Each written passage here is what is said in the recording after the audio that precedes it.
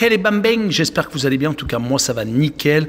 On se retrouve aujourd'hui pour une nouvelle vidéo sur les qualifications pour l'Euro 2024, le dernier jour, le 12 septembre, avec 7 matchs à analyser ensemble. Norvège contre Géorgie, Espagne, Chypre, Italie contre Ukraine, Belgique, Estonie, Suède contre Autriche, Suisse, Andorre et Roumanie contre Kosovo.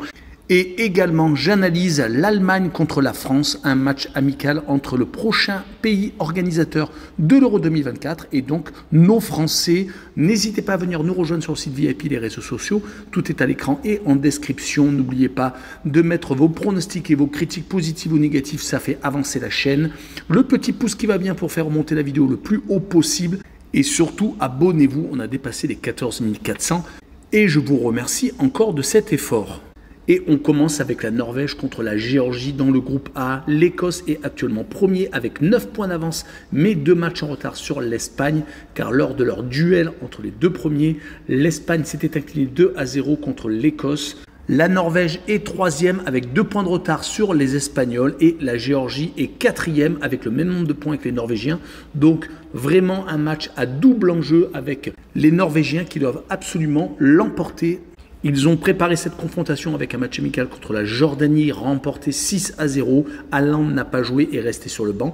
Il va bien entendu être titulaire contre les Géorgiens. Les Norvégiens restent sur 2 victoires consécutives car lors de la dernière journée de qualification pour eux, ils s'étaient imposés 3-1 contre les Chypriotes. Mais les résultats ne sont pas obligatoirement au rendez-vous pour les Norvégiens car sur les 5 derniers matchs, toutes compétitions confondues, ce n'est que 2 victoires, un match nul en Géorgie déjà lors du match aller et 2 défaites. Les hommes de Sagnol, sélectionneurs de la Géorgie, se sont fait étriller lors du dernier match à la maison contre les Espagnols. Un peu la surprise générale, 7-1. Je ne voyais pas un aussi grand écart. Je voyais les Espagnols gagner que 2-1, mais malheureusement pour les Géorgiens, il y a eu vraiment un raz-de-marée ibérique avec, sur les 5 dernières rencontres, toutes compétitions confondues, les Géorgiens ont perdu 2 fois, ont gagné à 2 reprises contre les Moldaves en match amical et contre les Chypriotes et on fait donc match nul contre les Norvégiens. Mais là où le point est négatif, c'est qu'il reste sur 9 buts encaissés sur les 2 dernières rencontres car il s'était également incliné donc contre les Écossais, les 2 premières équipes du groupe. Sur ce match-là, je vois une victoire assez courte, mais une victoire tout de même des Norvégiens, 2-1. Et je verrai le plus de 2 buts sur le match pour assurer le coup avec une cote à 1,42. La deuxième rencontre du groupe est l'Espagne contre Chypre. Les Espagnols sont en train de refaire leur retard. Il faut absolument remporter tous les prochains matchs car ils ont des matchs en retard avec la Ligue des Nations qu'ils ont remporté au pénalty contre les Croates. Ils ont réussi à gagner en Géorgie 7-1 comme je l'ai dit un peu plus tôt. Sur les 5 derniers matchs, toutes compétitions confondues, ils restent sur 4 victoires et une seule défaite. C'était en Écosse, l'équipe leader du groupe. En tout cas, les Espagnols ont resserré les boulons. Cette victoire contre l'Italie lors de la demi-finale de la Ligue des Nations et contre les Croates leur a redonné le moral et ça redevient une équipe impressionnante. Surtout qu'elle jouera à domicile et de l'autre côté les Chypriotes ne s'en sortent plus. 4 défaites sur les 5 derniers matchs, toutes compétitions confondues. Un seul petit match nul, c'était en Arménie en match amical. Sinon lors des 4 premiers matchs de poule, ils se sont fait étriller quasiment à chaque fois prenant au moins 3 buts. Une seule fois, ils en ont pris que 2, c'était contre les Géorgiens à la maison. Sinon, ils en ont pris 3 en Écosse, 3 en Norvège et 3 encore contre les Écossais à la maison. C'était le 8 septembre. Donc sur cette rencontre, je les vois perdre 4-0 en Espagne et je verrai les Espagnols marquer le plus de 3,5 buts sur la rencontre avec une cote à 1,73. On enchaîne avec le groupe C et l'Italie contre l'Ukraine. Les 2 formations ont toutes les 2 fait match nul lors de la dernière rencontre. Les Italiens se sont fait accrocher par la Macédoine du Nord alors que les Ukrainiens ont réussi à arracher 1 point aux Anglais. Ce qui donne au classement l'Angleterre toujours première mais avec 6 points d'avance sur l'Ukraine qui a 1 match en moins alors que l'Italie est 3e mais avec 2 matchs en retard. Quoi qu'il arrive, les Anglais resteront premiers mais l'Italie peut rattraper l'Ukraine donc un match à beaucoup d'enjeux. Les Italiens pensaient avoir fait le plus dur en ouvrant le score en Macédoine du Nord, mais malheureusement un coup franc direct a douché leurs espoirs. Ils restent sur les 5 derniers matchs, toutes compétitions confondues, sur 2 victoires, 1 nul et 2 défaites, donc un bilan plutôt moyen. Le point positif est qu'ils ont fini 3e de la Ligue des Nations, réussissant à battre les Pays-Bas, mais les défaites contre l'Espagne et contre l'Angleterre montrent qu'ils sont encore loin des tops équipes. Et ils sont surtout en danger pour la qualification pour cet Euro 2024, eux qui sont tenants du titre et qui viennent de louper les 2 dernières Coupes du Monde. Ils vont jouer contre des Ukrainiens qui viennent de reprendre du poil de la bête avec ce match nul contre les Anglais. Leurs résultats sont plutôt intéressants, 4 matchs sans défaite, un match nul en Allemagne en match amical et 2 victoires contre la Macédoine du Nord et Malte, qui leur permet donc d'occuper pour l'instant la seconde place du classement. Et sur cette rencontre, je les vois encore accrocher l'Italie, faire un but partout. Et je verrai les 2 équipes marquées avec une cote assez incroyable à 2,25. Les bookmakers ne croient pas du tout au but de l'Ukraine et pensent que vraiment l'Italie va s'imposer assez facilement. À vous de vous faire votre avis. On poursuit avec le groupe F et la Belgique qui reçoit l'Estonie. Les Belges sont premiers mais à égalité avec l'Autriche qui est second juste derrière au goal average. La Suède est troisième alors que l'Estonie est quatrième et en très mauvaise posture avec seulement un petit point. Je pense qu'ils n'ont quasiment aucun espoir de se qualifier mais on ne sait jamais, les retournements de situation ça existe au football. En tout cas, la Belgique va mettre un point d'honneur à continuer sa domination sur ce groupe à égalité bien entendu avec l'Autriche. Les Belges viennent de s'imposer 1-0 en Azerbaïdjan de justesse, mais les Belges ne sont peut-être pas dans la meilleure période de leur histoire. Beaucoup d'anciens ont pris leur retraite. Il y a De Bruyne qui est blessé, donc cela fait beaucoup de monde qui manque. En tout cas, sur les 5 derniers matchs, toutes compétitions confondues, c'est 4 victoires et un nul. Le nul a été contre le second du groupe, alors que les 4 victoires ont été toutes à l'extérieur, que ce soit en match amical en Allemagne, que ce soit lors de ses qualifications en Suède, en Estonie, et c'était souvent en marquant 3 buts. Donc ils viennent de s'imposer de justesse contre l'Azerbaïdjan, un match très compliqué qui sentait le piège. Et ils vont jouer contre l'Estonie, une autre équipe qui est regroupée sur son but quasiment 90 minutes. Ils viennent tout de même de se faire étriller 2 fois d'affilée contre les Belges déjà 3-0 et contre les Suédois 5-0.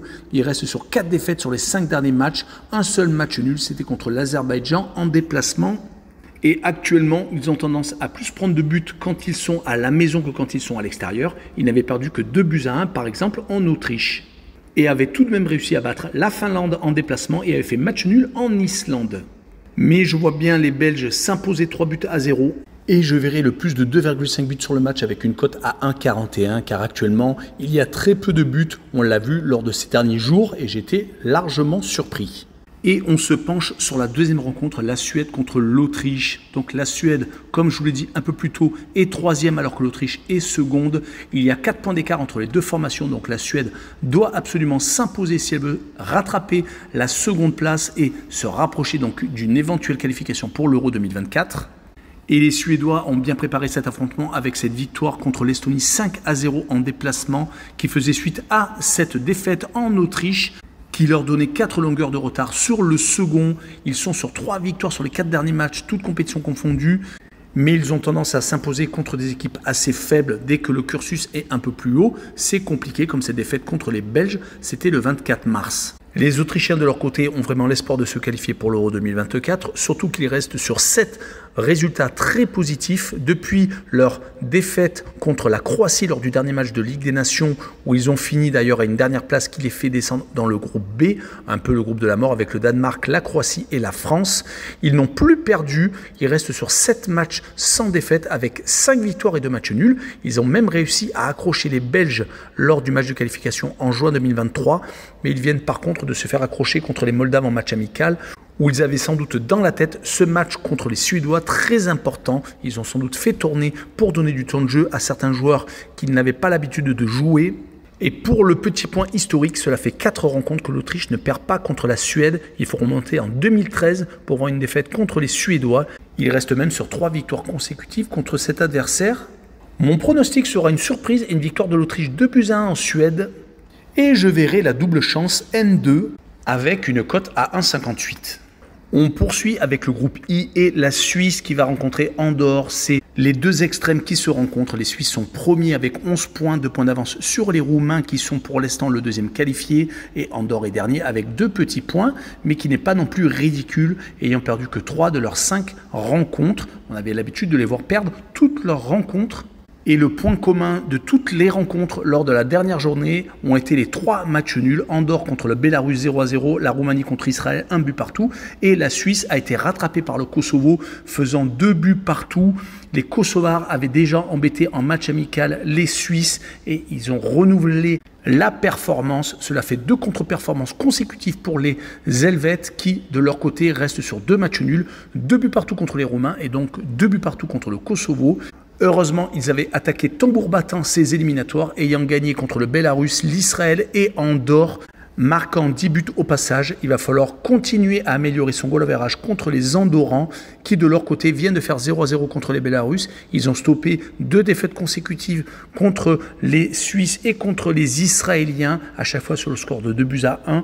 Ils ne prennent plus des raclées comme ils en prenaient à l'époque sur les 5 derniers matchs, d'ailleurs toutes compétitions confondues.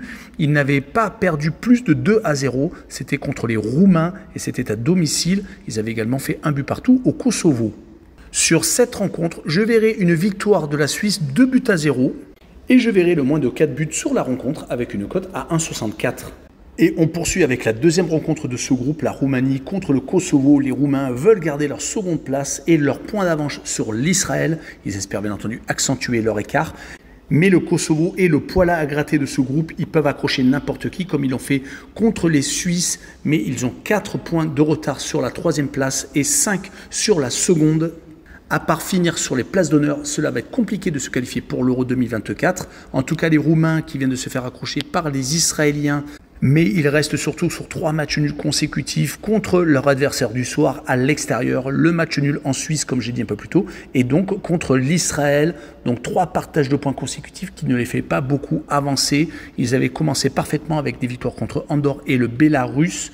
Du côté de leur adversaire du soir, c'est 4 matchs nuls sur les 5 dernières rencontres. Et leur égalisation dans les arrêts de jeu contre les Helvètes montre qu'ils ont un mental d'acier. Leur seule défaite a été à la surprise générale chez le Bélarus. Sinon, ils avaient tout de même réussi à accrocher l'Israël déjà en déplacement et les Roumains. Mais sur cette rencontre, je vois quand même les Roumains s'imposer de justesse 2-1. Et je verrai le plus de 2 buts sur le match avec une cote à 1,67. Et on va finir par le match amical entre l'Allemagne et la France. Qu'arrive-t-il aux Allemands qui n'arrêtent pas de perdre et de prendre beaucoup de buts à la maison? 3 contre les Belges, c'était en mars 2023, ayant perdu 3-2. Ils avaient également perdu contre les Colombiens 2-0 en match amical en début juin. Et actuellement, ils viennent d'essuyer un 4-1 à la maison contre les Japonais. Sur les 5 dernières rencontres, toutes compétitions confondues, c'est 4 défaites et un seul match nul. Et encore, c'était 3 buts partout contre les Ukrainiens. Donc c'est vraiment porte ouverte. Après une élimination peu glorieuse en Coupe du Monde en phase de groupe, après avoir perdu contre le Japon et match nul contre l'Espagne, ils avaient gagné contre le Costa Rica, ils avaient enchaîné par une victoire contre le Pérou fin mars, mais malheureusement depuis, ça ne marche plus, plus rien ne va. Et les Français de leur côté, c'est totalement l'inverse. 5 premiers matchs de qualification, 5 victoires, car les Allemands sont qualifiés directement pour leur Euro. Mais les Français, eux, ne prennent plus de buts depuis 4 rencontres, ont gagné 4-0 contre les Pays-Bas, puis se sont imposés 1-0 et 2-0 contre la République d'Irlande, c'était le 7 septembre. Et entre-temps, 2 victoires assez courtes contre la Grèce 1-0 et 3-0 à Gibraltar. La composition française risque d'être changée par rapport au match contre les Irlandais avec pas mal de turnover, peut-être Saliba à la place de Lucas Hernandez avec pas mal de changements en attaque. Un Koulibaly qui peut être titulaire, un Coman peut-être sur l'aile droite à la place de Dembélé. Et pour finir, on regarde des confrontations entre les 2 pays, que ce soit en Coupe du Monde, en éliminatoire ou en match amical, voire en Ligue des Nations. Les Français n'ont plus perdu depuis 2014. C'était lors d'un quart de finale perdu 1-0. Ils ont enchaîné avec 4 victoires et 2 matchs nuls. Donc la confiance est vraiment du côté français et je les vois s'imposer 3-0 avec le draw no bet et le pari remboursé 6 matchs nuls avec une cote à 1,61. Voilà, on en a fini avec cette longue vidéo. N'hésitez pas à venir nous rejoindre. Ciao les bambins!